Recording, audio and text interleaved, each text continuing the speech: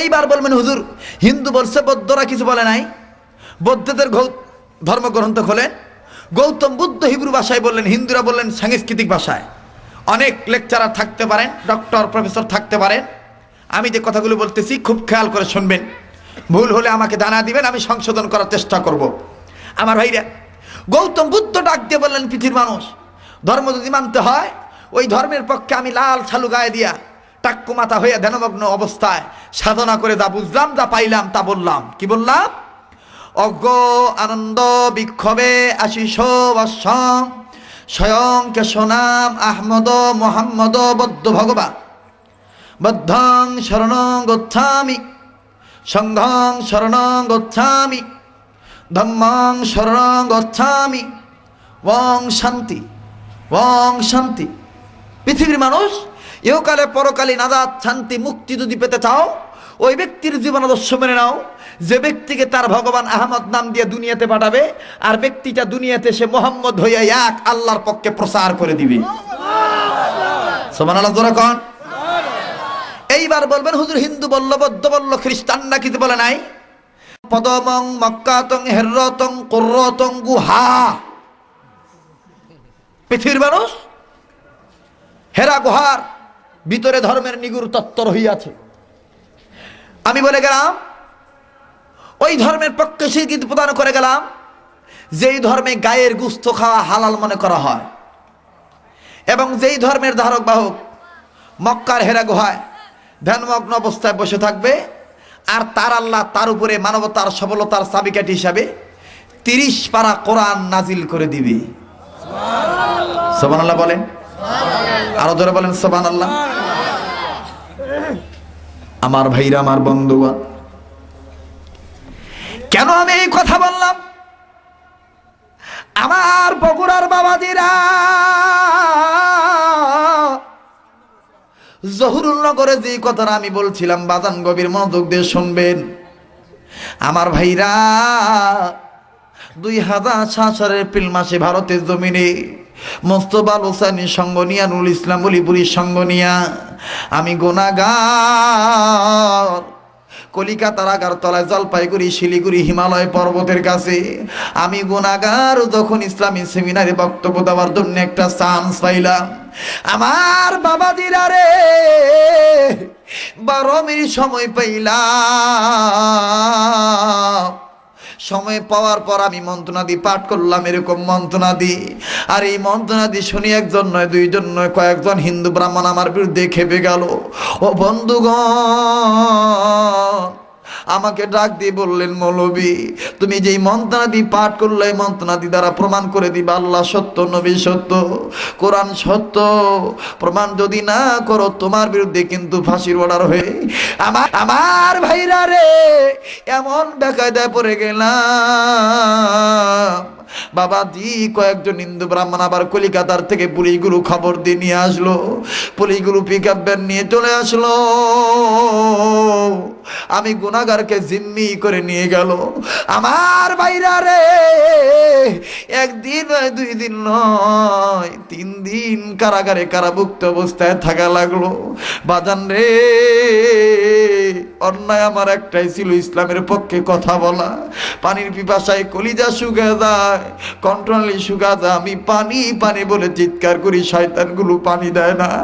আমার ভাইরা, অনেকক্ষণ পর 1 গিলাস ঠান্ডা পানি নিয়ে আসে, জেলখানার সিটের মাঝখান দিয়ে ধরে পানিটা নেওয়ার জন্য হাত বাড়াইলাম। এই শয়তানগুলি আমার হাতে গ্লাসটা না ছেড়ে দিয়ে, আমার ভাইরা আমার হাতে গ্লাসটা না দিয়ে, এই শয়তানগুলি গ্লাসটা জমিনে ছেড়ে দিল। গ্লাসটা পাকা পিল্ডে ভরে ভেঙে যায়। পানি খাওয়া আমি গুনাহগারের নসিবে হয় না। আমার ভাইরা,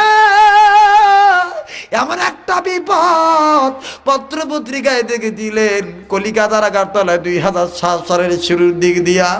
আমার বন্ধুগণ, আমার ভাইরা, ওই যে ওলামায়ে কেরামকে হয়রানিমূলক শাস্তি দেওয়া হয়েছিল, আমার ভাইরা, আব্দুল খালেক নামে যেই ছেলের ফাঁসির হওয়ার কথা ছিল, সেই ছেলে আমি গুনাহগার আব্দুল খালেক শরীয়তপুরি। আমার দয়ার আল্লাহ, আমার দয়ার মাওলা কেমন করে সেই ময়দান থেকে বাঁচা আনলো।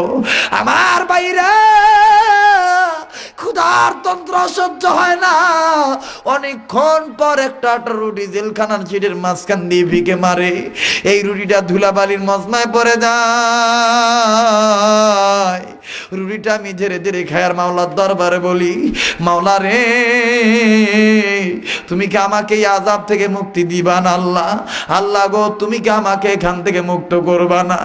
ও বন্ধু, সরমনা পিসা হুজুর, মরহুম পিসা হুজুর বদুল করিম রহমতুল্লাহ আলাই, ওনার দরবার যখন খবর চলে গেল, আমার ভাইরা সচিনা দরবার যখন খবর চলে গেল, আইনুদ্দিন আলাদা রহমতুল্লাহ আলাই আমার ভাই, আমার বন্ধুগণ, আমার বন্ধুবার, আমার সম্মানিত বড় ভাই ও বন্ধু ডক্টর মুসলিম সিরাজুল ইসলাম সিরাজি যৌথভাবে ওলামা ইকরাম দেখেন কেমন করে সহযোগিতা করলো।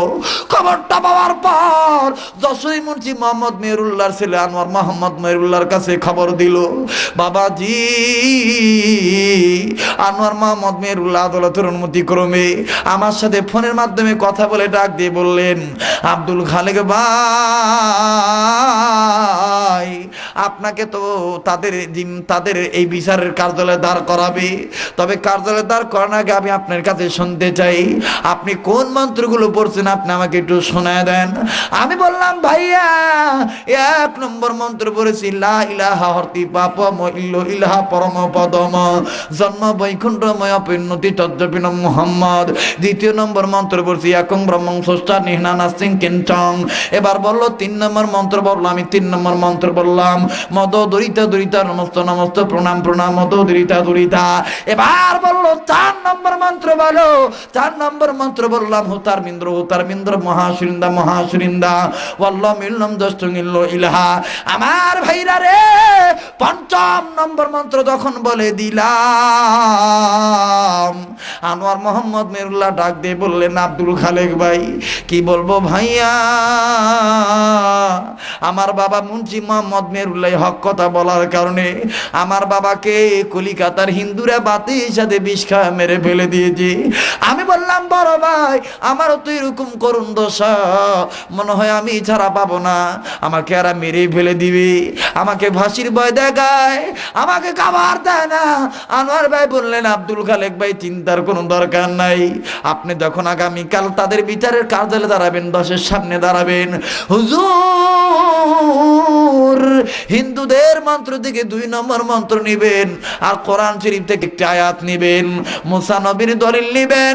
আমি আনোয়ার বলে দিলাম, আল্লাহর কোরআন শরীফ আপনাকে জয়লাভ করাইয়া বীজের মালা পরাইয়া দিবে। আমি বললাম, আনোয়ার ভাই গো কিভাবে আল্লাহ পাক জয়লাভ করবে? আনোয়ার ভাই বললেন, আব্দুল খালেক ভাই এরা 2 নম্বর মন্ত্র বলছে, পৃথিবীর মানুষ ওই আল্লাহকে সেজদা দিও, আই ক্যান চ্যালেঞ্জ, কোন ব্রাহ্মণ থাকলে আমি চ্যালেঞ্জ করতে মোকাবেলা করতে রাজি আছি। ও বন্ধুগণ, বেদ কিতাব পড়ে দেখবেন এই কথাগুলো এইভাবে লেখা আছে। বর্তমান বেদ কিতাব তো সংস্করণ করা হয়েছে, কাটছাট করা হয়েছে। আমার ভাইরা আনোয়ার মোহাম্মদ মেহেরুল্লাহ ডাক দিয়ে বললেন, আব্দুল খালেক ভাই হিন্দু জাতিরা বলছে পৃথিবীর মানুষ, ওই আল্লাহর প্রমাণ দিয়ে যায়, ওই আল্লাহর পরিচয়টা দিয়ে যায়, এক আল্লাহর পরিচয়, একং ব্রহ্মং স্রষ্টানে নানা সিংকিঞ্চং। আল্লাহ বলতে এক আল্লাহ, আল্লাহর কোন শরীকই নাই। আর আল্লাহর পাওয়ার হইল সৃষ্টি হইয়া স্রষ্টা আল্লাহকে দেখতে গেলে চোখ কানা হয়ে যাবে, নূরের কারণে দেখা যাবে না। আমি বললাম, আনোয়ার ভাই গো আমার দয়ার আল্লাহ এইটা তো কোরআন শরীফের ভিতরে বলে দিয়েছে, লা তুদরিকুল আবসার ওয়া হুয়া ইউদরিকুল আবসার ওয়া হুয়াল লাতীফুল খবীর।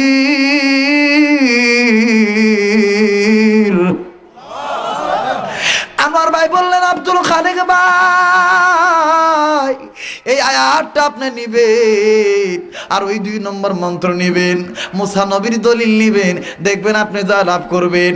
এবার পরের দিন আদালতের কাঠগড়ায় দাঁড়াইলাম। 1952 সনে বেদ কিতাব আনা হলো। উকিল মহোদয় জিজ্ঞাসা করলেন, মৌলবি প্রমাণ করো। আমি বললাম, জনাব বেদ কিতাব খোলেন। খোলা হলো। আমার মেয়েরা আল্লাহর কি কারিশমা, একটা না 2টা না 21টা মন্ত্র জল করে উঠলো। 2 নম্বর মন্ত্র নিয়ে বললাম, জনাব আপনাদের এই মন্ত্রের অর্থ হলো, আপনাদের ব্রাহ্মণরা সাংস্কৃতিক ভাষায় বলছে হচ্ছে পৃথিবীর মানুষ, ওই আল্লাহকে সেজদা দিও যে আল্লাহ তাআলা এক, যে আল্লাহর কোনো শরীক নাই। আল্লাহর পাওয়ার হইল দুনিয়ার চক্ষু দিয়ে আল্লাহকে দেখতে গেলে চোখ কানা হয়ে যাবে, দেখা যাবে না। আমি বললাম জনাব আপনারা বুকে হাত দিয়ে বলেন তো দেখি, আপনারা তো দুর্গাকে দেখে দেখে পূজা দেন, কালীকে দেখে দেখে পূজা দেন, লক্ষ্মীকে দেখে দেখে পূজা দেন, কোনদিন কি আপনাদের ভগবানকে দেখতে যে চোখ কানা হয়েছে? কয় না তো হুজুর, তা তো হয় নাই। আমি বললাম জনাব তাইলে এই দলিল আপনাদের আল্লাহর না? আল্লাহু আকবার। এই দলিল আপনাদের না, এই দলিল হলো মুসলমানদের দলিল। আনোয়ার মোহাম্মদ মেরুল্লাহ ডাক দিয়ে বললেন, আমার ভাইরা উকিল মহোদয় ডাক দিয়ে বললেন, আব্দুল খালেক হুজুর বলেন কেমন দলিল? আমি বললাম জনাব মুসা নবী আল্লাহকে বলছিল রব্বি আরিনি, মাওলা তোমার দেখতে চাই। আল্লাহ বলছিলেন তারানি, না রে মুসা না, তুই দেখতে পারবি না। মুসা নবী শোনে না। আমার ভাইরা আল্লাহ পাক মুসা নবীকে তুরবারে দাওয়াত দিলেন, তুরবারে চলে গেল। আমার ভাইরা মুসা নবী বেহুশ হয়ে পড়ে যায়, তোর পাহাড় দলে পড়ে সরকার হইয়া যায়। ও বন্ধু এইরকম তথ্য তখন দিয়ে দেই আমার ভাইরা। একজন ব্রাহ্মণ আমার ভাইরা লাঠিতে বার করে হাঁটে, উনি চোখ দিয়ে পানি ছেড়ে দিয়ে ডাক দিয়ে বললেন, আব্দুল খালেক হুজুর আর আপনি আমাদেরকে লজ্জা দিবেন না। কি বলবো দুঃখের কথা, আজও গেল না মনের ব্যথা। বাবা ছিল ব্রাহ্মণ, আমি হইছি ব্রাহ্মণ। হুজুর কি বলবো আপনার, ও আব্দুল খালেক হুজুর বাবাই ছোট্টবেলায় মন্ত্র আমাদের শোনায় শোনায় মুখস্থ করছে, আমরা শুনে শুনে মুখস্থ করছি। হুজুর কি বলবো, আজ আপনি যেভাবে নবীদের নাম বললেন, মুসা নবীর দলিল বললেন, হুজুর আমার বিশ্বাস হয়ে গেল আল্লাহ সত্য, নবী সত্য, কোরআন সত্য। আমার ভাইরা রে, এই ব্রাহ্মণ ডাক দিয়ে বললেন, হুজুর আমি আর দেরি করতে চাই না, আমি আর জাহান্নামে দলে থাকতে চাই না, আমি আর সুযোগ পাই কি পাই না আমি জানি না হুজুর। ও হুজুর আমার দলের লোকে কি বলে বলুক, আমি আর দেরি করব না, এক্ষুনি আমারে তওবা পড়াইয়া কালেমা তুইবা পড়াইয়া মুসলমান বানায়া দে। আমার ভাইরা, আমার বন্ধুগণ,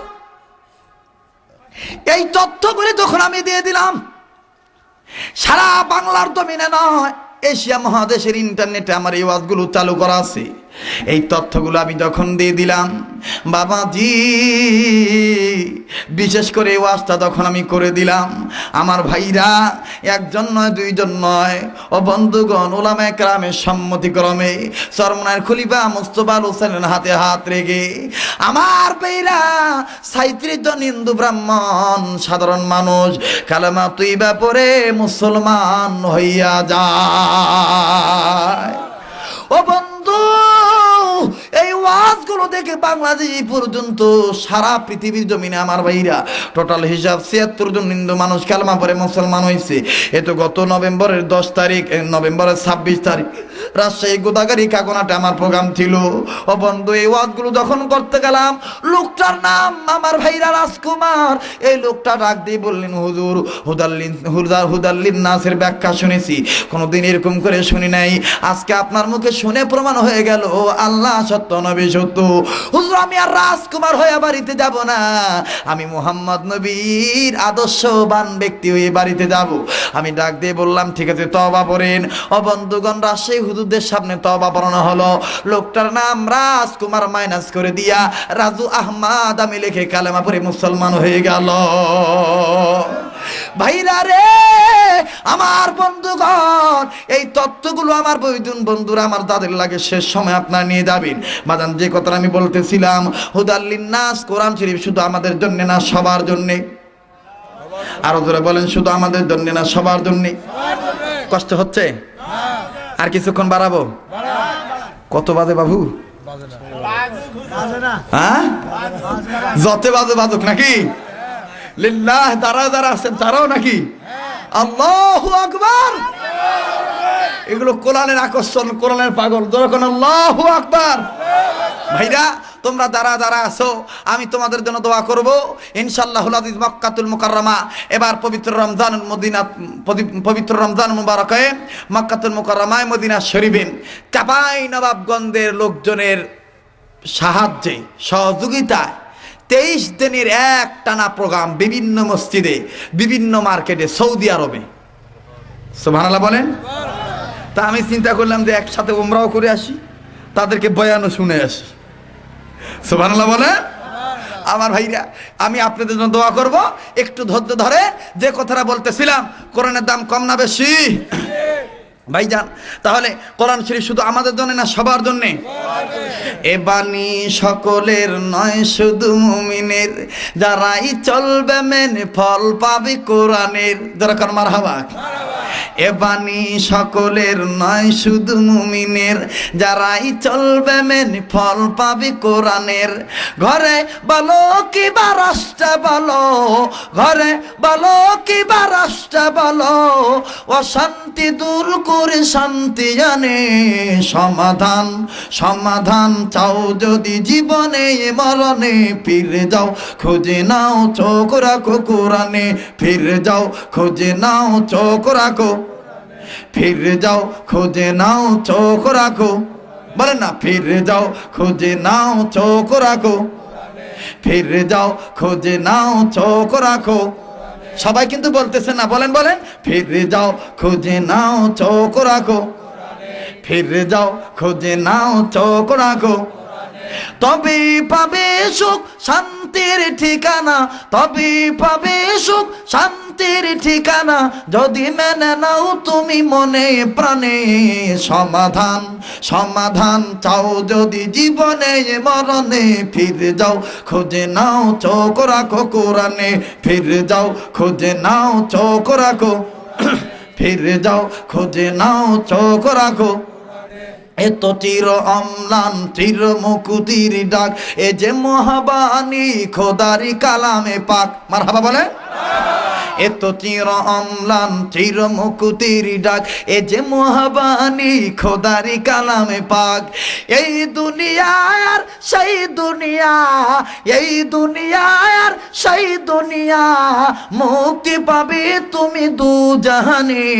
সমাধান সমাধান চাও যদি জীবনে মরণে, ফিরে যাও খুঁজে নাও চোখ রাখো, ফিরে যাও খুঁজে নাও চোখ রাখো, ফিরে যাও খুঁজে নাও চোখ রাখো।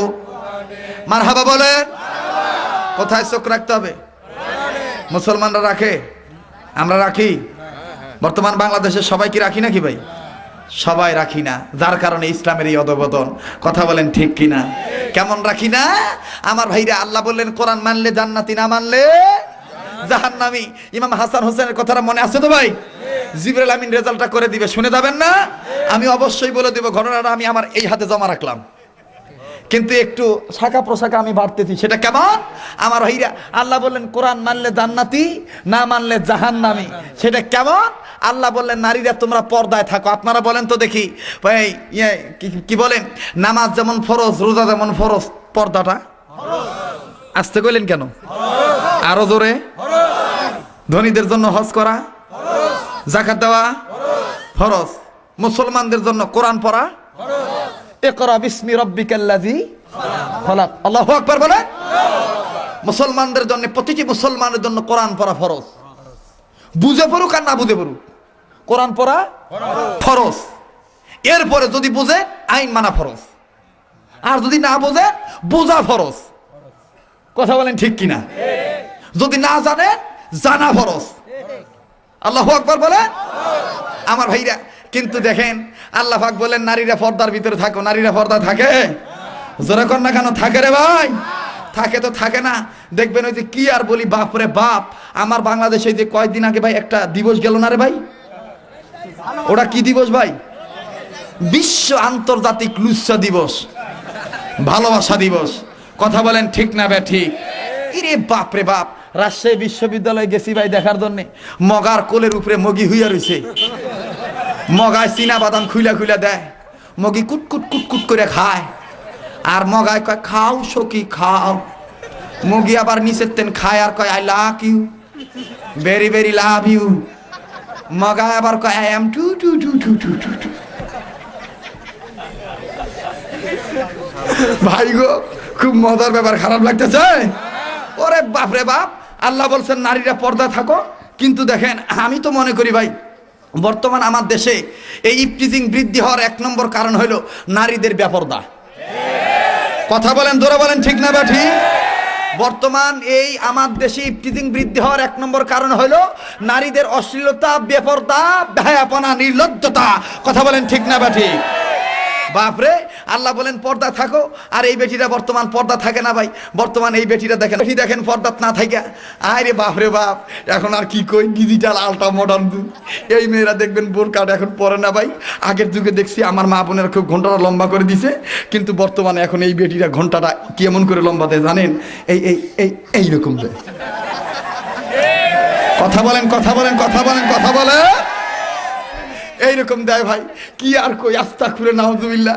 এই বেটি দেখবেন আমার ভাইরা আবার হাই হিল জুতা পরছে, জুতাটা আবার হাই হিল।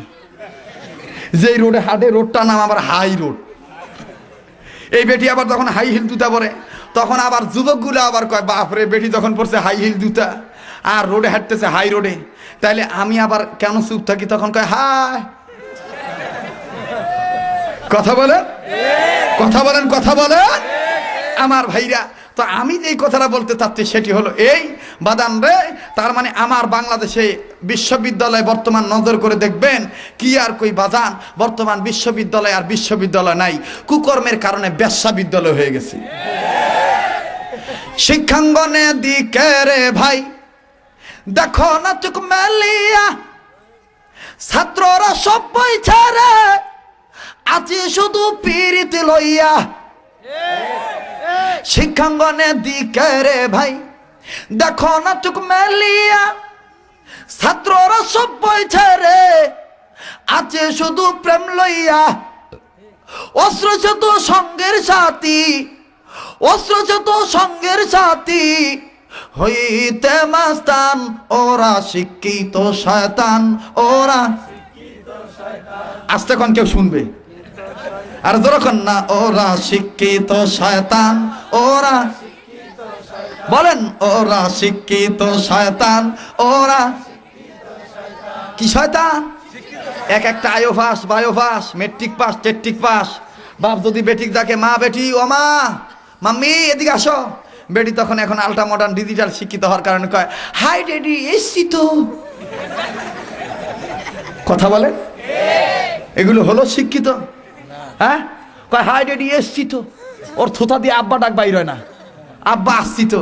ভাইজান কি কন, এরা কি শয়তান? শিক্ষিত শয়তান। গ্রুপ গেল একটা, 2 নম্বর গ্রুপ বলবো? ভয় পাচ্ছেন নাকি আপনারা? ভাই না হয় আমাকে আর জীবনে বগুড়া আইনেন না ভাই, কিন্তু আজকে তো চান্স পাইছি, আজকে তো বলবো নাকি কন। বহু দূর থেকে আসছি দাদা। কালকে আমার, গতকালকে প্রোগ্রাম ছিল সাতক্ষীরা, সুন্দরবন, শ্যামনগর থানা। আগামীকালকে প্রোগ্রাম হলো আমার ভাইরা, আমার বন্ধুগণ, আগামীকালকে প্রোগ্রাম হলো জামালপুর। এ বাবা, এই বাবা, গাড়ি এলে এমনি সরবে বাপ, তোমার বিশৃঙ্খলা করা লাগবে না, এটা গন্ডগোল হয়ে যাবে। আমার দিক থাকো, কি করবে, জনগণ কিভাবে খেদাইবা? এরা তো কোরআনের আকর্ষণ হইতে হইতে। কথাগণ ঠিক না বেঠিক? আজি লিল্লাহ তাকবীর, নারে তাকবীর। হেই রিপন ভাই, রাস্তাত মাহফিল করে নাকি ভাই? বসে না, বসলে দেখবেন আবার কোথা জায়গা আছে। তা থাক, যে আমার যে কথাটা শোনে আমার ভাইরা, গ্রুপ নম্বর 2 বলবো? বলবো? পীরগিরিয়ার মাজার পূজা চলছে দেশটা জুড়িয়া, সেরেক বেদতে ভণ্ডামিতে আমার দেশটা গেল ভরিয়া। কথা বলে, ইরি বাপরে বাপ, শরীরের কাছে যাওয়া জানা, পাড়া ছাগলের মতন গোদায়। গাঁজা খাইতে খাইতে মুস লাল হয়ে গেছে ভাই, গাঁজা খায়। আর দেখবেন, আমি তো চিন্তা করে বাঁচি না, যাদের মুস লম্বা হয় এরা মুড়ি খায় কিভাবে? যাদের মুস লম্বা হয় ভাই, এদের 3টা জিনিস খাইতে খুব অসুবিধা। 1 নম্বর হলো দই, 2 নম্বর হলো পাকাম, 3 নম্বর হলো মুড়ি। আমি রবীন্দ্রনাথ ঠাকুরের বাড়িতে যাইয়া আমি প্রশ্ন করলাম ওনার আত্মীয় স্বজনকে, যে আপনাদের রবীন্দ্রনাথ ঠাকুর মুড়ি খাইছে কেমনে? হুজুর, ওনার বউ আছিল কয়েকটা, তো ওনার বউরা মুস উঁচা করে ধরতো আর উনি মুড়ি চাবাইতো। ভাইজান, তা আমি চিন্তা করে বাঁচি না, তাদের মুস লম্বা, এরা যে তিনটা জিনিস কিভাবে খায় আল্লাহ ভালো জানে বাবা। বাইরে ভাই দেখবেন এই শয়তানগুলো গাঁজা খায় আর এইরকম করে গাঁজার কলকি ডলে আর এরকম করে ইয়া খা যা তো দিলতে ভর যা হামকো লে যা আস পার কালা যা যায়। আর দেখবেন লম্বা লম্বা চুল রাখছে আর এরকম করে কয় অনেক কেউ পানে নাং বজতে তোমার নাম কেন তুমি কাউনে না গো গান দে কাউনে আমার বাংলা নাম হে কথা বলেন কথা বলেন। এরকম ভণ্ড আছে না, মহিলাদেরকে মুরিদ বানায়। ওরে বাবা, মহিলা আবার ঠেকটি টিপার কয় দয়াল মোর স্বামী মোক ভাত দেয় না, দল কয় তো স্বামী না দেখ আমি দিমু। কথা কন কথা কন। এই ভণ্ড পীরের গালে গালে জুতা মারো। আস্তে কন কেন, ভয় পান নাকি মিয়া তোরা? কন ভণ্ড পীরের গালে গালে জুতা মারো, ভণ্ড পীরের গালে গালে, ভণ্ড পীরের গালে গালে। ইয়ে বাবা, কত বাঘ, দেওয়ান বাঘ, রাজার বাঘ, এরপরে খালি ওরে বাপরে বাপ পিসাবে টাইটেল রে ভাই। অমুক খাউজানি, সুলকানি, দাউদ, একদিনা, পাঁচরা, এরপরে আর কি ওটা আরো মানে ওই যে কি কয় ওটা মানে এই সুতিকা, মানে যা আছে সব বেড়া মোর গাঁত। লাস্টে দেখবেন নিচে দিয়ে কবে অমুক কুত্তা শাহ, বেয়াদব কোথাকার। এই তুই কোথায় পাইছস রে এত এত এত টাইটেল? কথা বলে। বিশ্ব নবীর একটা পরিচয়, ইমামুল মুরসালিন খাতামুন নবীন রাহমাতুল্লিল আলামিন নবী মুহাম্মদুর রাসূলুল্লাহ সাল্লাল্লাহু আলাইহি সাল্লাম। কথা বলেন ঠিক কিনা? এই শয়তানগুলো বলেছে ইসলামী আন্দোলন করা হারাম, আমি বলেছি এদের কাছে মুরিদ হওয়া হারাম, এদের কাছে মুরিদ হলে এনজিও খাচ্চেলদের দালাল হওয়া লাগবে। কথা বলেন ঠিক না বলি? আমার দেশে কিছু পীর আছে, এদেরকে চালায় বাইরের রাষ্ট্ররা। কথা বলেন। এদের দেখবেন মাদ্রাসা, এদের দেখবেন অট্টালিকা, লক্ষ লক্ষ কোটি কোটি টাকা ব্যয় করে দিবে, কিন্তু বাদাম যারা ইসলামী আন্দোলন করবে তাদের পক্ষে আর কেউ দিবে না। কথা বলে। যার কারণে এরা বড় বড় ফতুয়া দেয়। এই শয়তানদের কাছ থেকে হুঁশিয়ার থাকবেন। গ্রুপ গেল কয়টা? জোর বলেন কয়টা? 3 নম্বর গ্রুপ বলবো। আমার ভাইরা যদি এই হক কথা বলতে না পারেন, ও হুজুর হায়রে কি আর কব ভাই, বর্তমান সমাজের এই ফেতনা। ভাই আপনি আওয়ামী লীগ করেন, বিএনপি করেন, জামাত করেন, এটা আপনার ব্যক্তিগত ব্যাপার, এটা আমার কোনো ব্যক্তিগত ব্যাপার না, কারণ রাজনৈতিক দল একজনের একটা থাকতেই পারে। কিন্তু আমি বলতেছি কোনটা, যে কোরআন হাদিস তো করা বাপদাদার কিতাব না ভাই। কথা বলে। কোরআনে যা আছে সেটা বলা মুমিনদের কর্তব্য নাকি কন? আর যদি না বলেন তাহলে আপনি মুনাফিক। কি বলবো ভাই, দুঃখের কথা, বর্তমান কিছু আলেম সমাজও আছে ভাই কথা বলতে ভয় পায় ভাই। কথা কন। কয় বাবা বর্তমান আন্দোলনের কথা কওয়া যাবে না, কইলে আমার গ্রেপ্তার করবে, আর যদি আমি গ্রেপ্তার হই তাহলে আমার ছাওয়া খাবে কি, বেটি খাবে কি, বউ খাবে কি? আপনি কন্ত দেখে রিজিকের মালিককে। এই মৌলবীর পক্ষে ফতুয়া হয়ে যাবে। কি হবে আলেম হয়ে? বলেন বলেন কি হবে আলেম হয়ে? কি হবে আলেম হয়ে ইমাম সাজা সমাজ যাতে পারো যদি সত্য কথা উচ্চস্বরে না বলিতে।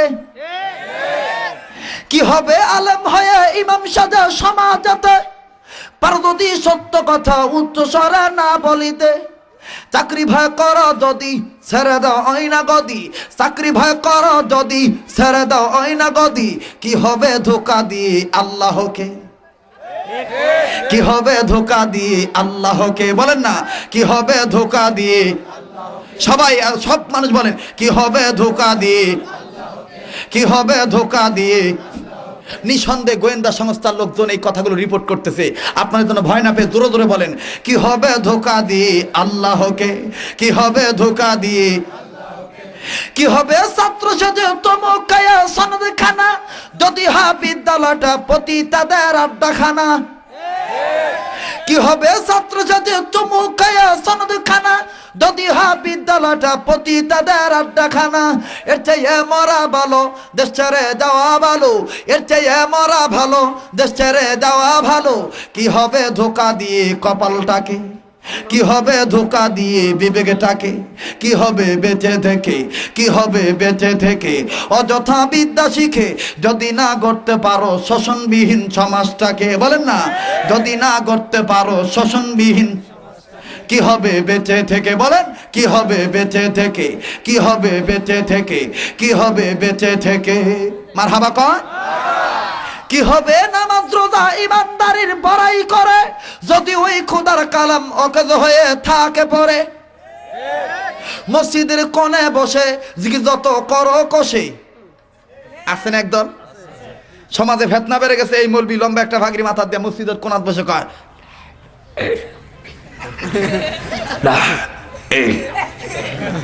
আবার আর একদল কবে হুয়াল হাইল আচ্ছা ভাই কন্ত এই জিকির আজগার করে সমাজের ফেতনা দূর করা যাবে? এবার কথা কর না কেন, এই জিকির আজগার করে সমাজের ফেতনা দূর করা যাবে? মনে করেন বগুড়ার মূল টাঙ্কিতে কুত্তা মুইরা ফুইসা রয়েছে ভাই, মূল টাঙ্কি থেকে বগুড়ার বিভিন্ন ডিস্ট্রিক্টে বিভিন্ন অঞ্চলে আনাচে কানাচে পানি সাপ্লাই দেওয়া হয়। এখন আপনি যদি এই স্টেশনের এই সাপ্লাইয়ের মুখ খুলে যদি আপনি পীর সাহেবের মতন এরকম ওই মুখ খুলে যদি পচা পানি পাওয়ার পর মুখ খুলে যদি এখন কন হুয়াল হাইউল আয়ু, পানি সাফ হবে, পবিত্র হবে? আগে মূল টাঙ্কির কুত্তা মরা ফালাইতে হবে না ভাই? কথা বলে না কেন? আগে মূল টাঙ্কির কুত্তা ফালাইতে হবে না? তারপরে এমনি এমনি ছোট ছোট সাপ্লাইয়ের পানির কল এমনি পরিষ্কার হয়ে যাবে। কথা বলেন ঠিক না বা ঠিক? ভাইজান আমি আর লম্বা করতে চাচ্ছি না, যে কথাটা বলতে চাচ্ছি সেটি হলো এই, কোনো রাজনীতির দলের বক্তা আমিও না, আর কোনো রাজনীতির বক্তব্য আমি দিচ্ছি না। তবে পরিষ্কার করে আজকের এই ডিজিটাল নাম করা ডিজিটাল বাংলাদেশে আমি পরিষ্কার করে স্মরণ করে দিয়ে যাই, এই হাজার জনগণ নিয়ে উপস্থিত ময়দানে আমি দায়িত্বহীন কণ্ঠে স্মরণ করে দিতে চাই, আমার দেশে দুনিয়ার তন্ত্রমন্ত্র দিয়ে ইফটিজিং বন্ধ করা যাবে না। আমি যে এই কথাটা বলতে চাচ্ছি, আমি স্মরণ করে দিতে চাই, আমার দেশে কেয়ারটেকার গভর্নমেন্ট হোক, আর 4 দলীয় সরকার হোক, আর মহাদলের সরকার হোক, যতদিন পর্যন্ত বাংলাদেশের পার্লামেন্টে নামাজ বিধান বাধ্যতামূলক না করা হবে, পর্দার বিধান বাধ্যতামূলক না করা হবে, নবীদের সুন্নতের আদর্শ বাস্তবায়ন না করা হবে, ওলামায়ে দেওবন্দের সিলসিলা আকাবিরদের চালু না করা হবে, হক্কানি পীর মাশায়েখদের সোহবত চালু না করা হবে, ততদিন পর্যন্ত বাংলাদেশের কোন সরকার র‍্যাব দিয়া, চিতা দিয়ে, কোবরা দিয়ে, পুলিশ দিয়ে, আর্মি দিয়ে, বিডিআর দিয়ে, আনসার দিয়ে বাংলাদেশের টেকনাফ থেকে তেতুলিয়া পর্যন্ত 1 ইঞ্চি জায়গা ইফটিজিং বন্ধ করা সম্ভব নয়।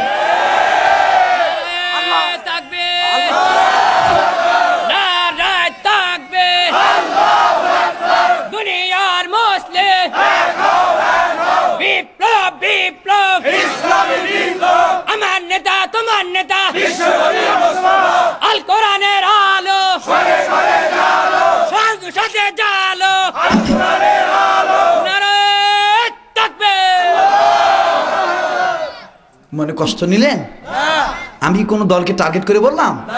সর্বদলীয় পক্ষে আমার এই আহ্বান, খোদাই তথ্য যদি না ক্যাম্প করা হয়, মানব রচিত মতবাদ দিয়ে কখনো মানুষকে মুক্তি দেওয়া যাবে না। সৃষ্টিকে মুক্তি দিতে হলে স্রষ্টার বিধান মানাতে হবে। কথা বলে আমার ভাইরা, আমার বন্ধুগণ, গভীর মনোযোগ দিয়ে শুনবে।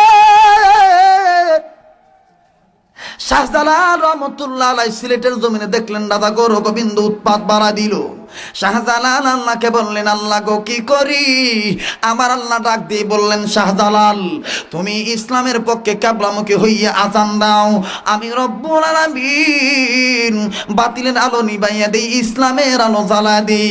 আমার বাইরা রে, শাহজালাল রহমতুল্লাহ আলাইহি কিবলামুখী হইয়া 2 আঙ্গুল কানের ভিতর দিয়া চমৎকার কণ্ঠে মধুসুরে এইরকম করে বললেন, বলবো নাকি বলেন? আমার ভাইরা মধুর কণ্ঠে এইরকম করে আওয়াজ দিয়ে বললেন, আশহাদু আল্লা ইলাহা ইল্লাল্লাহ,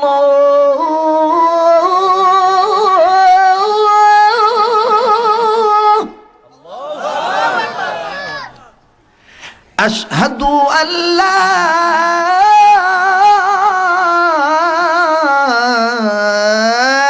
ইলাহা ইল্লাল্লাহ,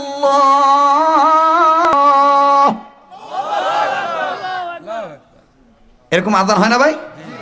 রেডিও খুলবেন, দেখবেন কারি উবাইদুল্লাহ সাহেব কি সুন্দর মানুষকে নামাজের দিকে এরকম সুন্দর কণ্ঠে আহ্বান করে বলবে, হাইয়া আলাস সালাহ,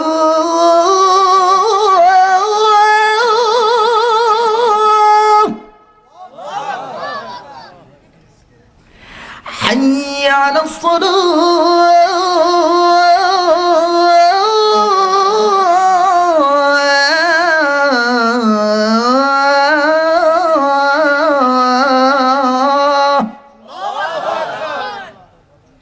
অনেকে কয় হুজুর এটা তো মক্কা মদিনার আজান। আসলে কিন্তু এটা মক্কা মদিনার আজান না ভাই, এটা হলো রেডিওর আজান, বাংলাদেশি আজান। তাহলে মক্কা মদিনার আজান কোথায় পাবে? আপনি টেলিভিশন খুলবেন আসরের সময়। কোন সময়? দেখবেন রেডিও খুললে কারি উবাইদুল্লাহ সাহেব কি সুন্দর করে বলবেন, আল্লাহু আকবার, আল্লাহু আকবার, আল্লাহু আকবার,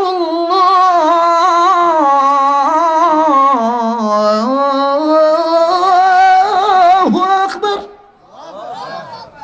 আর টেলিভিশন খুলবে, দেখবেন মক্কা মদিনার সুরে কি সুন্দর মিষ্টি সুরে সংক্ষিপ্তভাবে এইরকম করে সুন্দরভাবে বলবে, আল্লাহু আকবার, আল্লাহু আকবার, আল্লাহু আকবার, আল্লাহু আকবার, আশহাদু আল্লা ইলাহা ইল্লাল্লাহ, আশহাদু আল্লা ইলাহা ইল্লাল্লাহ। মারহাবা বলেন তো। শাহজালাল এরকম করে আজান দিয়ে দিলে আর রাজা গৌর গোবিন্দের বিল্ডিং এর ইটা একটা একটা করে খুলে বলে গেল, জোরে কোন সুবহানাল্লাহ। অতএব এখন আমাদের সব সময় আল্লাহর কাছে দোয়া করতে হবে, আল্লাহ গো তুমি আমাদেরকে ওই পথে চালায়ও যেই পথে শাহজালাল চলেছে, যেই পথে মরহুম সরমনায় হুজুর চলেছে, যেই পথে পিসাব সরসিনার চলেছেন, যেই পথে ফুরফুরার চলেছেন, যেই পথে ওলামায়ে দেওবন্দির সিলসিলার আকাবিররা চলেছেন, অর্থাৎ হক পথে আল্লাহ হক তরিকায় তুমি আমাদেরকে চলায়ও, যেই পথে চললে তুমি খুশি, তোমার হাবিব খুশি। কথা বলেন ঠিক কিনা? এখন আল্লাহর কাছে বলতে হবে, তাদের পথে তাদের মতে কবুল করুন আল্লাহ, রহম করুন। সবাই বলবেন রহম করুন আল্লাহ, কবুল। সবাই কিন্তু বললেন না ভাই, আল্লাহর কাছে দোয়া করেন, আল্লাহ কবুল করবে। কবুল করুন আল্লাহ, রহম, জোরে রহম করুন আল্লাহ, কবুল করুন। এই ওলি আল্লাহর বাংলাদেশ, এই শহীদ গাজীর বাংলাদেশ, রহম করুন আল্লাহ, কবুল করুন।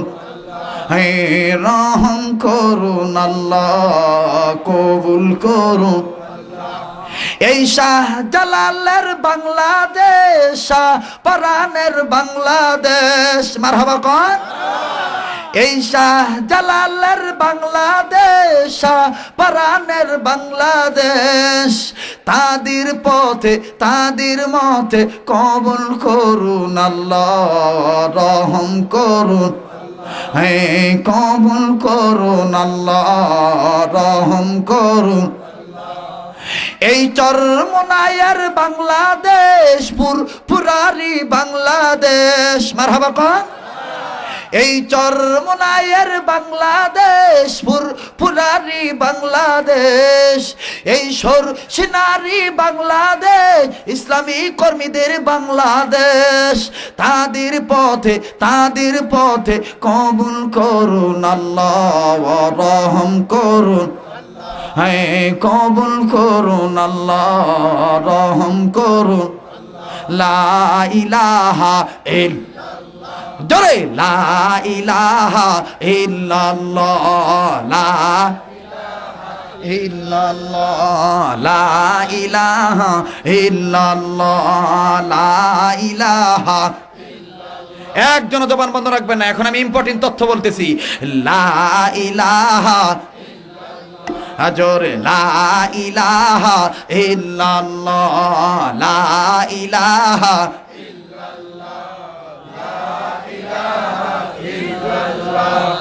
লা ইলাহা সুবহানাল্লাহ ওয়ালহামদুলিল্লাহ, লা ইলাহা জোরে সুবহানাল্লাহ ওয়ালহামদুলিল্লাহ, লা ইলাহা ইল্লাল্লাহ, আরো জোরে সুবহানাল্লাহ ওয়ালহামদুলিল্লাহ, ইল্লাল্লাহ। থামেন, আল্লাহকে ডাকতে ভালো লাগে না? এখন কিন্তু মার্কেটের দরজা বন্ধ, সব বড় বড় অফিস বন্ধ, আদালত বন্ধ, কিন্তু আল্লাহর একটা দোকান খোলা আছে, সেই দোকানটার নাম হলো গুনাহ মাফের দোকান। সুবহানাল্লাহ বলে। রাত্র যত গভীর হয় আমার মাওলা তত গুনাহ মাফের দোকানের দরজা আল্লাহ তত ওপেন করে দেয়, বলে বান্দা কেউ আছো কি আমার কাছে জিকির আজগার করে দোয়া করবা, আমি তোমাদের দোয়া কবুল করব। তো যারা দাঁড়িয়ে আছেন, বসে আছেন, সবাই মিলে যৌথ কণ্ঠে উচ্চ আওয়াজে সকলে আল্লাহকে পাওয়ার আশায় জোরে সোরে বলেন সুবহানাল্লাহ ওয়ালহামদুলিল্লাহ, ইল্লাল্লাহ। একসাথে সুবহানাল্লাহ ওয়ালহামদুলিল্লাহ, জোরে সুবহানাল্লাহ ওয়ালহামদুলিল্লাহ, লা ইলাহা ইল্লাল্লাহু ইল্লাল্লাহ, ইল্লাল্লাহু ইল্লাল্লাহ, সুবহানাল্লাহ ওয়ালহামদুলিল্লাহ, লা ইলাহা ইল্লাল্লাহ, জোরে সুবহানাল্লাহ ওয়ালহামদুলিল্লাহ, লা ইলাহা ইল্লাল্লাহ, জোরে লা ইলাহা ইল্লাল্লাহ, আর জোরে লা ইলাহা ইল্লাল্লাহ, জোরে লা ইলাহা ইল্লাল্লাহ। ভাইয়া নামাজ রোজা সাইরো না, যাবেন আর বলবেন নামাজ রোজা না, হায় হায় বাবা মার খেদমত ভইল না, এই দুইটা করি না বিদায় আজকে আমরা মায়ের খাই, কথা বলেন ঠিক কিনা? আজকে আমাদের কপালে অভাব, কথা বলেন ঠিক না বে ঠিক?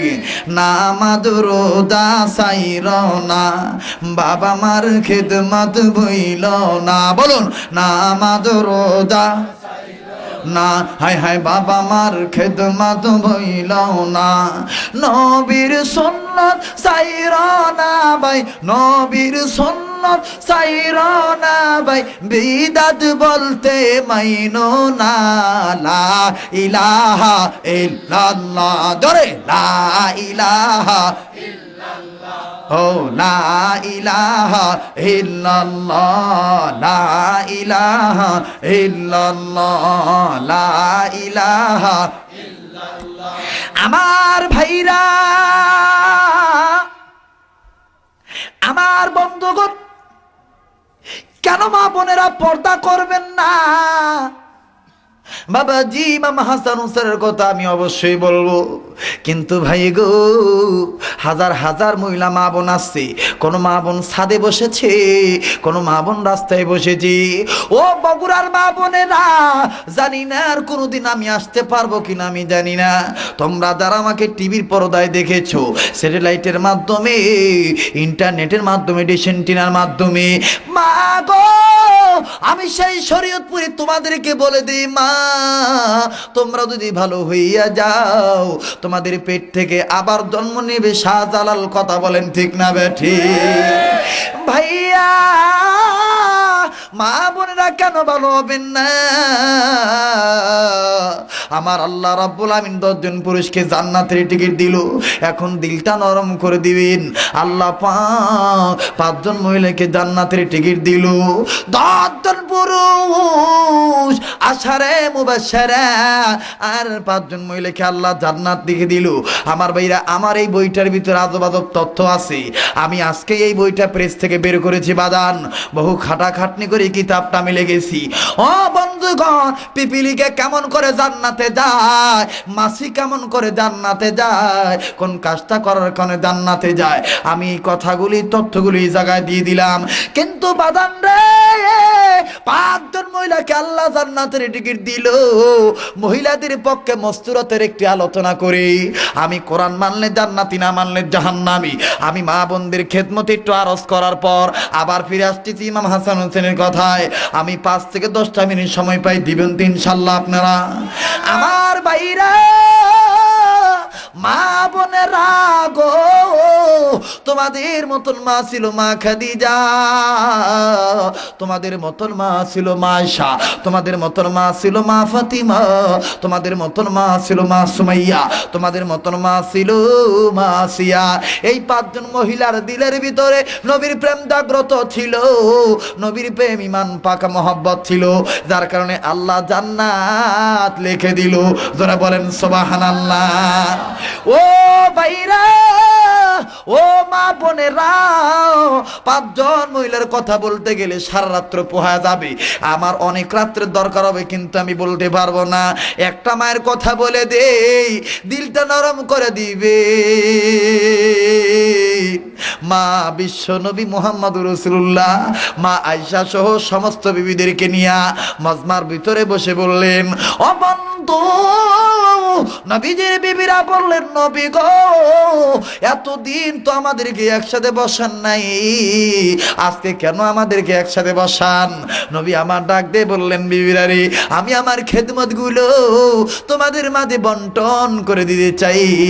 কারণ গত রাত্রে জিবরাইল আমিন আমাকে বলেছে, যেই বিবি যত খেদমত বেশি বেশি করবে, সেই বিবিকে আল্লাহ পাক তত জান্নাতের স্তর বাড়ায় দিবে। ও বন্ধু, সুন্নত মেনে নবীকে পাওয়া যায়, বিদআত মেনে নবীকে পাওয়া যায় না। শিরিক থেকে তওবা করলে আল্লাহকে পাওয়া যায়, শিরিক করে আল্লাহকে পাওয়া যায় না। কথা বলেন ঠিক না ঠিক? মা আয়েশা রাদিয়াল্লাহু তাআলা আনহা চুপ করে বসে আছে। আমার নবীজি ডাক দিয়ে বললেন, উম্মে আইমান রে, উম্মে সাইমান সালমান রে, ও সৌদা, আমি তোমাকেই খেদমত দিলাম। বাইরে আমার দিলটা নরম করে দিবেন। একটা ফোঁটা পানি যদি মাহে রবিউল আউয়াল মাসে আপনার পড়ে যায়, আপনি লিখে নিবেন আপনার গুনাহ মাপ, আপনি জান্নাতি। কারণ হলো কান্না ইচ্ছা করে আসে না, ভিতর দিকে আসতে হবে। কান্না দেওয়ার মালিক হলো আমার আল্লাহ। যার দিলে নবীর মহব্বত আছে, সেই নবীর মায়া চোখের পানি ছেড়ে দিবে। আমার বাইরা, মা আয়েশা কিছুই বললেন না। নবীজি সব বিবিদেরকে খেদমত গুলো ভাগ করে দিল। নবী আমার বললেন, আয়েশা তুমি কিছুই বলো না কেন, কি হয়েছে? আয়েশা বললেন, ও তো ইয়া রাসূলুল্লাহ, ইয়া হাবিবাল্লাহ গো নবীজি, অন্যান্য বিবিদেরকে আপনি খেদমত দিলেন, এরা মেনে নিল, আর আমি কিন্তু আপনার থেকে খেদমতটা চেয়ে নেব, আপনার দেওয়াটা আমি নেব না। আমার মন যেটা চাই সেইটা দিতে হবে। নবী বললেন, আয়েশা কোন খেদমত চাও? আয়েশা ডাক দিয়ে বললেন, হুজুর আমি আপনার গোসল করানোর খেদমতটা নেব। নবী বললেন, আয়েশা রে, কেন আমার গোসল করানোর খেদমতটা তুমি নিবা? আয়েশা বললেন, হুজুর ইয়া রাসূলুল্লাহ, ইয়া হাবিবাল্লাহ, আপনি জানেন নি, আপনি একদিন গোসল করতেছিলেন, আমি আমার দরজার ফাঁক দিয়ে দেখতে পাইলাম, আমি আমার দরজার ফাঁক দিয়ে, জানালার ফাঁক দিয়ে দেখতে পাইলাম, হুজুর আমি দেখতে পাইলাম, আমি দেখেছি অন্যান্য মানুষ গোসল করলে অঙ্গ দৌত করা পানি মাটিতে পড়ে বেয়ে বেয়ে অন্যত্র চলে যায়, কিন্তু আপনি যখন গোসল করলেন আপনার অঙ্গ দৌত করা পানি কোনো জায়গায় বেয়ে বেয়ে গেল না। আমি দেখতে পাইলাম কি জানি হইল, যেই জায়গায় পানি পড়লো এই জায়গার মাটিটা 2 ভাগ হয়ে গেল, আর পানিটা ভিতরে ঢুকে গেল, মাটি আবার তাপ করে মুছে গেল। যেরকম সুবহানাল্লাহ। আয়েশা বললেন, হুজুর ইয়া রাসূলুল্লাহ, ইয়া হাবিবাল্লাহ,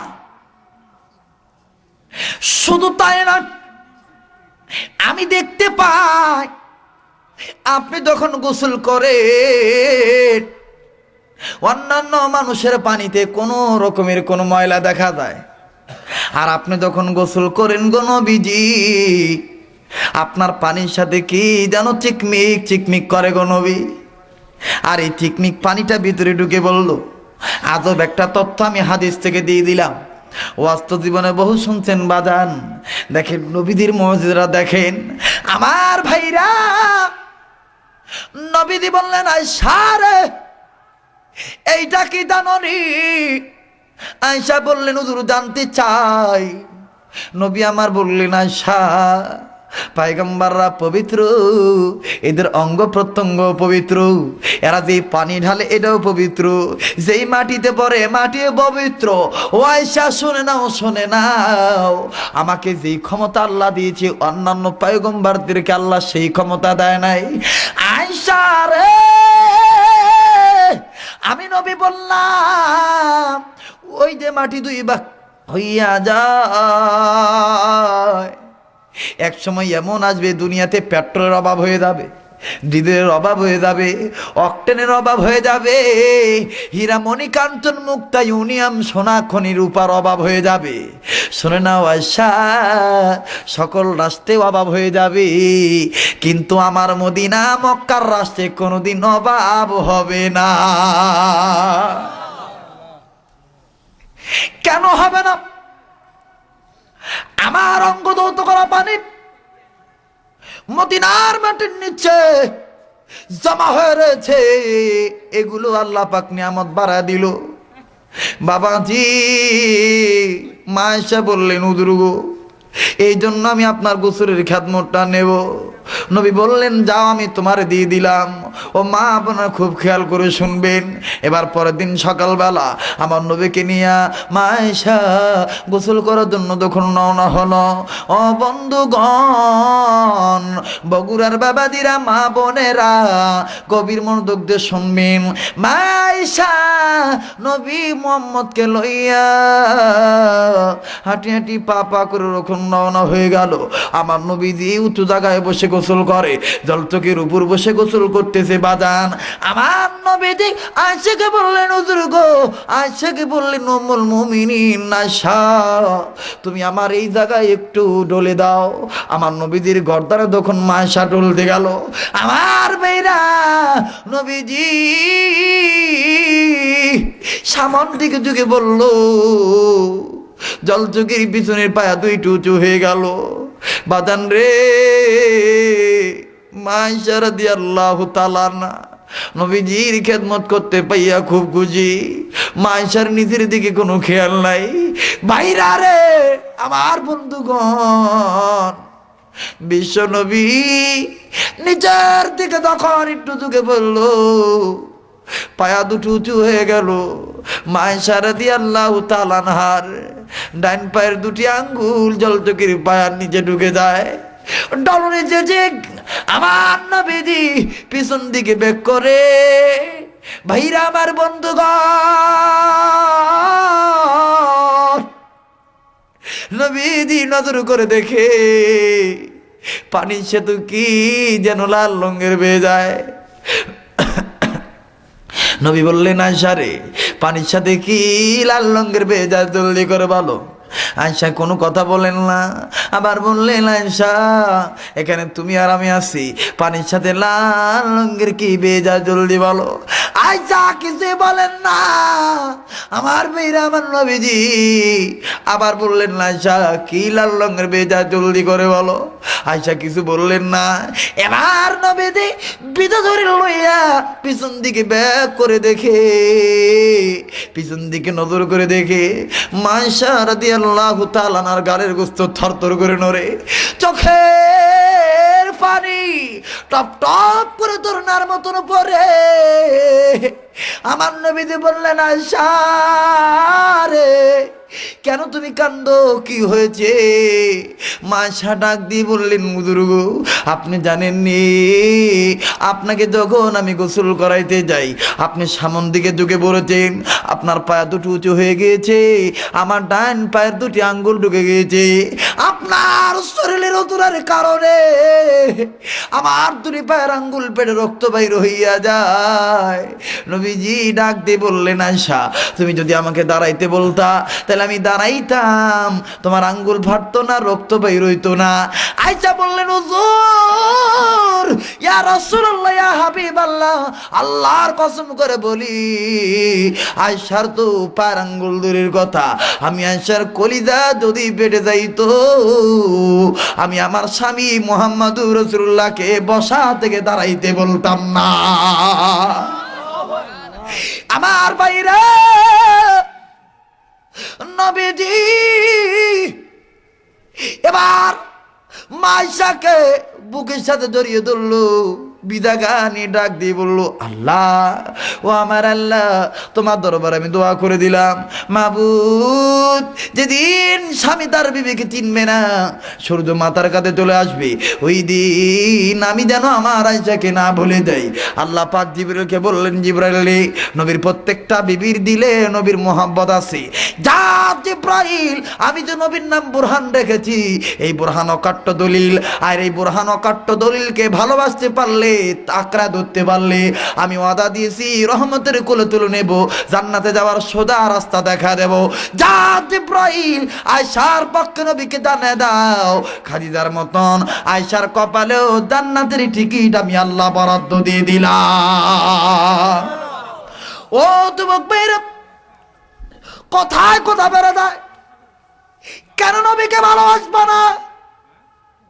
নবীজির সিরাত কেন মানবেন না? ভাইরে, মায়েশা রাদিয়াল্লাহু তাআলা না নবীজির অঙ্গে তল মালিশ করতে গেল, নজর করে দেখে পিঠে কেমন জানি কালো কালো দাগ দেখা যায়। মায়েশা বললেন, হুজুর আপনার পিঠে কি কোনোদিন বসন্ত হইছে? নবীজি খালি কান্দে। আয়েশা বললেন, হুজুর আমি কি কষ্ট দিলাম, কেন কান্দে? নবী বললেন, আয়েশা রে, এই দাগের কথা জিজ্ঞাসা করলে আমার কলিজা মানে না রে আয়েশা। আয়েশা, যেদিন আমি তায়েফের জমিনে যাই, আবু জাহেলের কথা মোতাবেক দুই শ্রেণীর যুবক আমাকে বৃষ্টির মতন পাথর মারে। আয়েশা, একটা পাথর আমার চোখে লাগে, আর একটা পাথর আমার ঠোঁটে লাগে, আবার কোনো পাথর আমার কপালে লাগে রে আয়েশা। আমি এদেরকে বলেছিলাম, আর মারিস না,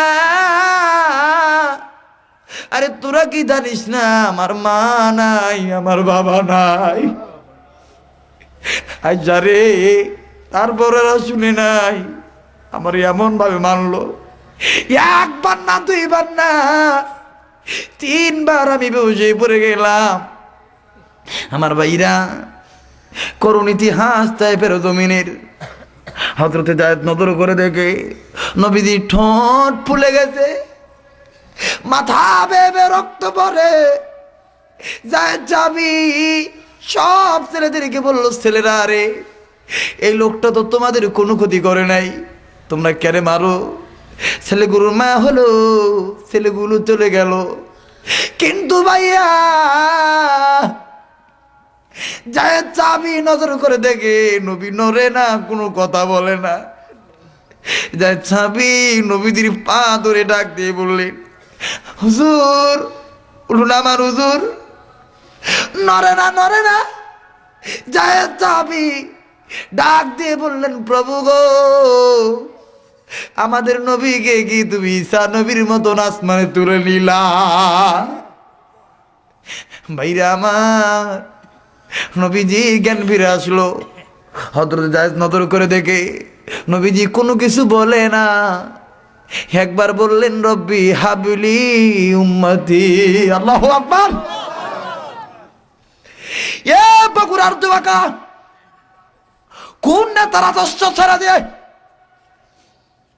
শয়তানদের আদর্শ মানো? ও ছাত্রলীগের বাইরা, ছাত্র দলের বাইরা, শিবিরের বাইরা, সকল প্রকার রাজনীতি দলের ছাত্ররা, কেন তোমরা নেতাদের পিছনে মারামারি করো? নবীজির সুন্নতের পক্ষে আমল করো, আল্লাহ রাব্বুল আমিন কপাল খুলে দিবে। আমার নবীজি ডাক দিয়ে বললেন, যাদের একটু পানি আমায় দাও। জানো না জায়েদ, তাইফের জমির পাথর আঘাত খাইতে খাইতে আমার কলিজা শুকায় গেছে যায়। দেন সাহাবী ডাক দিয়ে বললেন, হুজুর আবু জাহেল পানির মশকটা কেড়ে নিয়ে পানি ফেলে দিয়েছে। হুজুর পানি নাই, পানি কোথায় পাই গো হুজুর? তাইফের ঘরে ঘরে যাই, জায়েদ চলে গেল। তাইফের ঘরে ঘরে যাইয়া ডাক দিয়ে বললো, কেউ আসনি দিবানি, নবীর নামে একটু পানি দাও, মোহাম্মদ নামের বাড়ি যাই। কেউ দিল না। আবু জাহেল বলেছে, মোহাম্মদ পাগল, পাগল নামে পানি দিলে বদনাম হবে, মা বাবার দরবের মুখে চুনকালি মাখবে। সবাই দরজা লাগা দেয়, কেউ পানি দিল না। যায় চাবি জমিনে পড়েছে, মাথায় হাত দিয়ে বললেন, প্রভু রে, যে নবীর খাতিরে তামাম জাহান বানাইলা, যে নবীর খাতিরে আগুন পানি বানাইলা, এই নবীর পানি দেয় না, এরা কি পুরা কপাইলা কি খারাপ? হযরত যায়েদ সাহাবী ডুকরে ডুকরে কানতে কানতে নবীদের কাছে গেল। নবীজি উঠতে পারে না, খুব কষ্ট হয়। ডাক দিয়ে বললেন, যায়েদ পানি দাও। যায়েদ নাও বলে না, হাও বলে না।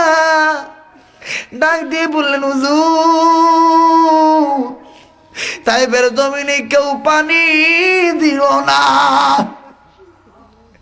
আমার নবীজি বললেন, যায়েদ রে, আমার যদি আজকে মা থাকতো, বাবা থাকতো, এরা কি আমাকে পারতো পারি না দেওয়ার জন্য রে? আমাকে উঁচু করো। এবার নবীজিকে উঁচু করা হলো। খুব খেয়াল করে শুনবেন, দিলটা নরম করে শুনবেন। আমার নবীজি উঁচু দিকে নজর করে দেখে দূর দেশে একজন ইহুদি একটা বকরির বাচ্চাকে ঘাস খাওয়ায়। নবী বললেন, যায়েদ রে, ওই ইহুদি চাচার কাছে আমার লইয়া দাও। ইহুদি চাচার কাছে না হলো। আমার নবীজি সংক্ষিপ্ত আকারে বলে, লম্বা কাহিনী, রাত্র গভীর হইয়া যায়। নবীজি ইহুদির কাছে যে বললেন, চাচা আমার মা নেই, বাবা নাই, আমাকে মেরে দেখেন কি করে দিয়েছে চাচা। আমি আপনার দরবার আসছি একটা অনুমতি নেওয়ার জন্য। চাচা আপনি যদি অনুমতি দেন, এই বকরির কাছ আমি একটু দুধ পান করে খাবো। ইহুদি রেগে গেলেন, ডাক দিয়ে বললেন, মুহাম্মদ তুমি পাগল, তোমাকে মেরেছে ভালো করেছে। বলে, কেন আমি পাগল, আমি কি করলাম? আমার ভাইরা ডাক দিয়ে বললেন, মুহাম্মদ তুমি যদি পাগল না হও, যেই বকরি এখনো বাচ্চা দেয় নাই, এই বকরি কি করে দুধ দিবে? ইহুদিকে নবী আমার ডাক দিয়ে বললেন, চাচাজি অনুমতি যদি দিয়ে দেন, আমি দেখাই দিই আল্লাহ কেমন করে পারে। আমার মেয়েরা ইহুদি বললেন, মুহাম্মদ যদি না পারে, তোমার কিন্তু পীরের চামড়া আমি থবো না।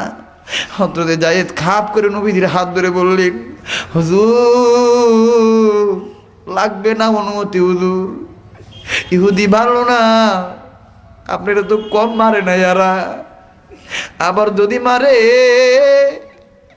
আপনি যদি মরে যান, কাকে রসুল রসুল বলে ডাকবো। আমার নবীজি বললেন, যায়েদ রে, আল্লাহর কাছে দোয়া করো, দেখো আল্লাহ পাক কি পারে।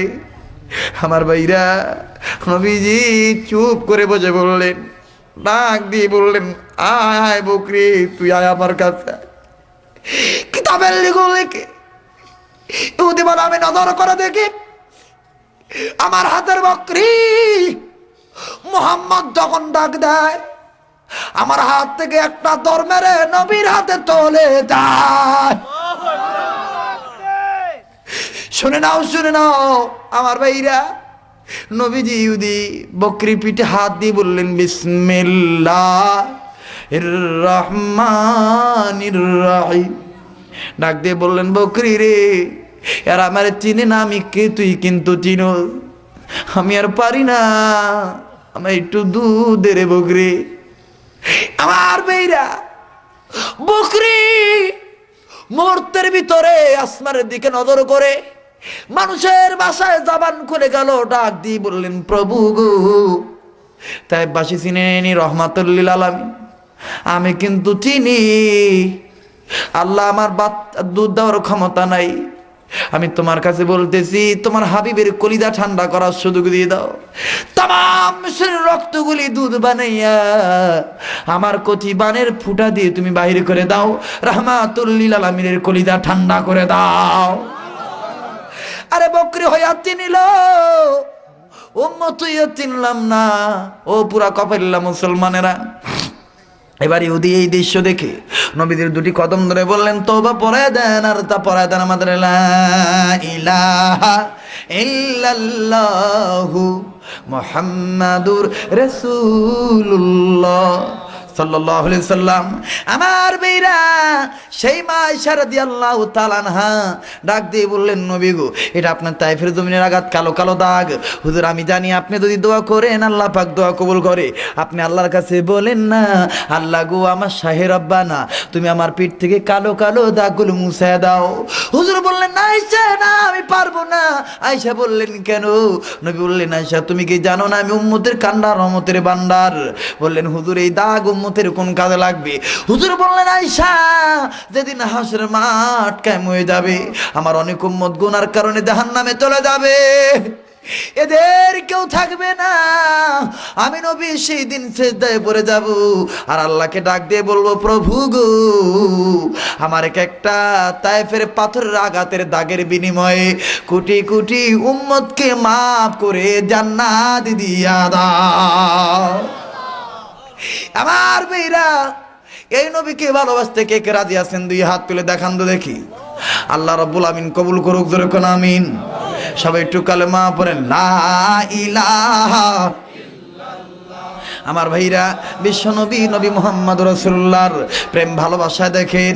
এবার ইমাম হোসেন ডাক দিয়ে বললেন, না না গো, বলবো না, বাদ দেব, আজকে থাক, অন্যদিন। হ্যাঁ, অনেক সময় হয়ে গেছে ভাই, প্রায় 2টার কাছাকাছি। ডাক ভাই, আমার ভাইরা, লিল্লাহে তাকবীর। ইমাম হাসান হোসেন ডাক দিয়ে বললেন, না না, আমাদের রেজাল্ট কি কেউ দিবে না? নবী বললেন, তোমাদের রেজাল্ট দিবে হযরত জিবরাইল। সুবহানাল্লাহ বলে। এবার জিবরাইল আমিন হাজির হয়ে গেল। যে সংক্ষিপ্ত আকারে বলে দিই, জিবরাইল আমিন হাজির হয়ে ডাক দিয়ে বললেন, হুজুর গো, আপনি কেন ডাকছেন? নবী বললেন, জিবরাইল রে, আমার দুই নাতি প্রেম প্রীতি করেছে, প্রেমের ইন্টারভিউ, যার হাতের লেখা বেশ সুন্দর সেই নানা মুহাম্মদকে বেশি ভালোবাসে। জিবরাইল বললেন, হুজুর এটা আমার ব্যাপার না, আমার হাতে দিয়ে দেন। জিবরাইল আমিন হাতে নিল। হুজুর বললেন, জিবরাইল বলো। জিবরাইল ডাক দিয়ে বললেন, হুজুর লেখা দেখার আগে ভেবেছিলাম বলতে পারবো, কিন্তু লেখা দেখার পরে বলি এটা দেখি জটিল একটা প্রশ্ন। নবী বললেন, কেমন? কয়, হুজুর দেখেন নজর করে, আপনার বড় নাতি যেমনি মুহাম্মদ লেখছে, ছোট নাতিও তো তেমনই ভাবে মুহাম্মদ লেখছে। হুজুর, হুজুর আমি আপনার দরবারে বলতে চাই, এটা আমার দ্বারা সম্ভব না, আমি পারবো না। জিবরাইল আমিনকে নবী বললেন, জিবরাইল তাহলে আমাদের দুই নাতির হাতের লেখার রেজাল্ট কে করে দিবে? জিবরাইল বললেন, হুজুর গো, চিন্তা করবেন না, দয়াল আল্লাহ রেজাল্ট দিয়ে দিবে। আল্লাহ পাক জিবরাইলকে বললেন, জিবরাইল তুমি আমার দরবারে আসো। জিবরাইল আল্লাহর দরবারে চলে গেল। আল্লাহ বললেন, জিবরাইল জান্নাতে চলে যাও, জান্নাতে 2টা প্লেট দেখবা, একটা প্লেটের গায়ে ইমাম হাসানের নাম লেখা দেখবা, আর একটা প্লেটের গায়ে ইমাম হোসেনের নাম লেখা দেখবা। এই 2টা প্লেট নিয়ে ইমাম হাসান হোসেনের সামনে দিবা। জান্নাতের ফলের বাগানে, গার্ডেনে ঢুকবা। এই গার্ডেনে ঢুকে দেখবে একটা ফলের গায়ে লেখা আছে, লা ইলাহা ইল্লাল্লাহু মুহাম্মাদুর রাসূলুল্লাহ, যখন সাল্লাল্লাহু আলাইহি সাল্লাম। এই ফলটা ছিড়বা। তারপরে জিবরাইল আবার যাবা রেস্টুরেন্টে যাইয়া দেখবা বাবুরসিদের কাছে অনেক অনেক ছুরিগুলো তাকে তাকে সাজানো আছে। একটা ছুরির গায়ে লেখা আছে, বুরহানুম মির রাব্বিকুম একটা ছুরির গায়ে লেখা আছে অকাট্য দলিল রবের পক্ষ থেকে।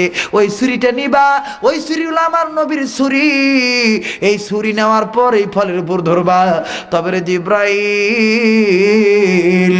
এই ছুরিকে তুমি চাপ দিবা না, ফলটা দুই ভাগ হয়ে যাবে। এক ভাগ পড়বে হাসানের প্লেটে, আর এক ভাগ পড়বে হুসাইনের প্লেটে। আমি ঘটনাটা শেষ করার আগে একটা ওয়াদা আমি নেব। এই হাজার হাজার মানুষ দাঁড়ায় আছেন, বসে আছেন, আমার সাথে শেষ আখরি মোনাজাত করে যাবেন তো আপনারা ইনশাল্লাহ? আমি এখন মোনাজাত করে দেব। যে যেখানে দাঁড়িয়ে আছেন, বসে আছেন, সবাই সুন্দর করে সুন্দরভাবে থাকবেন, নড়াচড়া করবেন না। আমার বিশ্বাস নবীর ডায়লগ শুনে চোখের পানি ছেড়ে দিয়েছে। আজকের মোনাজাত আল্লাহ ফেরত দিব না। কথা বলেন ঠিক না ঠিক? আমার ভাইরা, আল্লাহ রাব্বুল আমিন ডাক দিয়ে বললেন, আমার বন্ধুগণ গভীর মনোযোগ দিয়ে শুনবেন। বন্ধু, আল্লাহ বললেন জিব্রাইল, এই ছুরির উপর আঘাত করবা না। আমি আল্লাহ হুকুম দিয়ে দেব, ছুরিটা দুই ভাগ হয়ে যাবে। এক ভাগ পড়বে ইমাম হাসানের প্লেটে, আর এক ভাগ পড়বে ইমাম হোসেনের প্লেটে। আর জিব্রাইল, যার ভাগটা বড় হবে, তার হাতের লেখা বেশ সুন্দর হবে, সেই নানা মুহাম্মদকে বেশি ভালোবাসবে। আমার ভাইরা জিবরাইল আমিন নবীকে বললেন, নবী আমার আবার হাসান হোসেনকে বললেন। হোসেন বললেন, না না মানি না, মানবো না। নবী বললেন, কেন মানো না? কয়, না না, আপনি তো বলেছেন আমাদের দুই ভাইয়ের হাতের লেখা সুন্দর। এখন আপনি বলেন, যদি আমার ফলটা বড় হয় তাহলে তো ছোট ভাই বড় ভাই ঠকে যাবে, অথবা বড় ভাইটা যদি বড় হয় আমি তো ঠকে যাব। মানি না, মানবো না। আল্লাহ বললেন, নবী গো, আপনার দুই থেকে চোখ বন্ধ করতে বলেন, আমি আল্লাহ সুন্দর রেজাল্ট করে দেই। ও বন্ধু, আল্লাহ রাব্বুল আমিন এবার যখন দুই নাতি চক্ষু বন্ধ করে দিল, আল্লাহ পাক সুন্দর করে বলে দিলেন, আমি এখন বিচার করে দিলাম, কারণ ইমাম হাসান হোসেন কোরআন মেনে জান্নাতে হইছি। ফামানি তাদা ফালিনাফসি, এরা কোরআন মেনেছে, এদের কপালে আমি আল্লাহ হেদায়েত লিখে দিয়েছি। এ জিব্রাইল, এখন চোখ খুলতে বলো। চোখ খোলা হলো বাজানে আমার। এখন চোখ খুলে দেখে রে, ইমাম হোসেন ডাক দিয়ে বললেন, না না গো, দেখছেন নি নানা, আল্লাহ বলেছে একজনেরটা বড় হবে, একজনেরটা ছোট হবে, কিন্তু নানা গো, দেখেন আমারটা যত বড়, আমার বড় ভাইটাও তত বড়। তার মানে কি, বিচার কি? আমার ভাইরা, আল্লাহ পাক ডাক দিয়ে বললেন, নবী গো, ইমাম হাসান ও কারবালার ময়দানে চক্রান্ত করে তাকে হত্যা করা হবে। হোসেনও হত্যা হয়ে যাবে, হোসেনকে মেরে ফেলে দিবে, একজনকে বিষ খাওয়াবে, আর একজনকে গলা কাটাবে। আমি ওয়াদা দিলাম, কারবালার ওয়াজ তো আপনার জীবন ভরা বহু ওলামায়ে কেরামের মুখে শুনছেন। আল্লাহ যদি কোনোদিন মুহররম মাসে আমাকে বগুড়াতে আনে, আমি কারবালার নতুনত্ব তথ্য আপনাদেরকে শোনা দেব। আমার ভাইরা, আল্লাহ রাব্বুল আমিন আমাদের তৌফিক দান করুক, জোরে কোন আমিন। আমার বন্ধু, আল্লাহ পাক ডাক দিয়ে বললেন, নবী গো, আপনার ছোট নাতি আপনাকে যেমন ভালোবাসে, বড় নাতিও আপনাকে তেমন ভালোবাসে, কারণ আমি আল্লাহ ঘোষণা করে দিলাম, এরা দুই ভাই জান্নাতি যুবকদের সরদার। লা ইলাহা ইল্লাল্লাহ সানা ওয়া ইল্লাম তাগফির লানা ওয়া তারহামনা লানাকুনান্না মিনাল খাসিরিন। রব্বানা আতিনা في الدنيا حسنة وفي الآخرة حسنة وقنا عذاب النار رب ارحمهما كما ربياني صغيرا رب ارحمهما كما ربياني صغيرا اللهم بلغ صلاتنا وسلامنا وقيامنا وركوعنا وسجودنا إلى نور روضات المدينة মালিক, ও মালিক, আমি গুনাহগার, তোমার দরবারে গুনার বোঝা মাথায় নিয়ে হাত তুললাম। আল্লাহ, হাজার হাজার লোক আল্লাহ গো জায়গা পায় নাই, এরা দাঁড়ায়া দাঁড়ায়া 3.5 ঘন্টার কাছাকাছি হয়ে গেল। একটা লোক মাথা নাড়ায় না, মশার কামড়ের দিকে লক্ষ্য করলো না। আল্লাহ তাআলা তোমার কোরআন কি মধুস্বরে শুনলো গো আল্লাহ। মাবুদ, ও মাবুদ, এই জায়গায় যারা যারা আইলু, আল্লাহ তাআলা এদের পা বাড়ায়া বাড়ায়া দাঁড়াইলু। আমি দোয়া করে দিলাম আমার বাবা ভাইদের এই 2টা পাও জাহান্নামের আগুনে জ্বালায়ও না। মালিক, ও মালিক, মালিক রে, ও মোদের হায়াতের মালিক, ও মোদের মৌতের মালিক, এই জায়গায় যারা যারা হাত তুললু, আমি জানি না কার মনে কোন আশা কোন বেদনারে আল্লাহ। মাবুদ রে, এমনও ব্যক্তি আছে মা আছে বাবা নাই, আবার অনেক ব্যক্তি আছে বাবা আছে মা নাই রে আল্লাহ। মাবুদ, আবারও এমনও ব্যক্তি আছে মাও নাই বাবাও নাই। আরে বগুড়ার বাইরা মা বোনেরা, মায়ের কেমনে ভুলে যাও, মৌতের আজরাইল পাঠাইবা ওই দিন দিও আমাদের জবানে জারি করে লা ইলাহা ইল্লাল্লাহু মুহাম্মাদুর রাসূলুল্লাহ সাল্লাল্লাহু আলাইহি ওয়াসাল্লাম।